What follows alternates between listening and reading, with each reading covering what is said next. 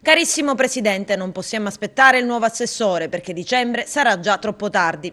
La preghiamo di incontrarci subito con i dirigenti degli assessorati famiglia e sanità per illustrarle la situazione al meglio, iniziare un percorso che il futuro assessore speriamo seguirà, senza logiche politiche ma soltanto di buonsenso e soprattutto legalitarie. Vogliamo che si applichi la legge, facciamolo subito, lei può se lo vuole. Torna a farsi sentire il Comitato dei Disabili Siciliani, siamo handicappati no cretini. Mentre la politica tenta di trovare la squadra sui nomi in giunta, il comitato scrive una lettera pubblicata su Facebook al neogovernatore Nello Musumeci, annunciando nuovamente una situazione drammatica e chiedendo un incontro con la massima urgenza. È arrivato il momento di incontrarci con la massima urgenza, con o senza assessore designato, scrivono, e via l'elenco dei problemi. Innanzitutto i decreti di stanziamento per l'assegno di cura. Se non si provvede a un nuovo decreto per il prossimo anno, dal 31 dicembre tutti i disabili gravissimi già censiti rischiano di vedersi bloccati i fondi.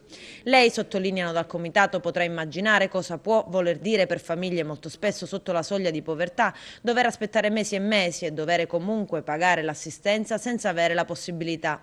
In secondo luogo, ma non meno importante, la situazione di stallo per i nuovi disabili e i numeri che tornano a essere esorbitanti. Le ASP stanno completando a fatica il censimento dei richiedenti, spiegano.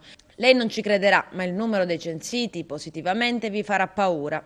Per le informazioni in nostro possesso, soltanto per il territorio catanese il numero dei gravissimi supera le 2000 unità.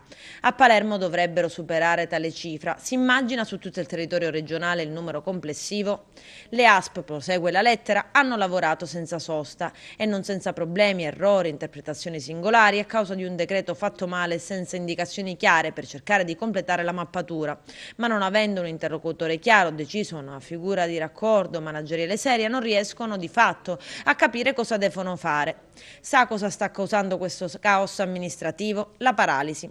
Insomma, Presidente, concludono dal comitato Siamo handicappati non cretini, come lei già sapeva la situazione è drammatica e lo è da troppi anni. Essendo ormai stata eletto ed avendo in carico le suddette deleghe, purtroppo tocca a lei adesso darci delle risposte chiare. Concludono.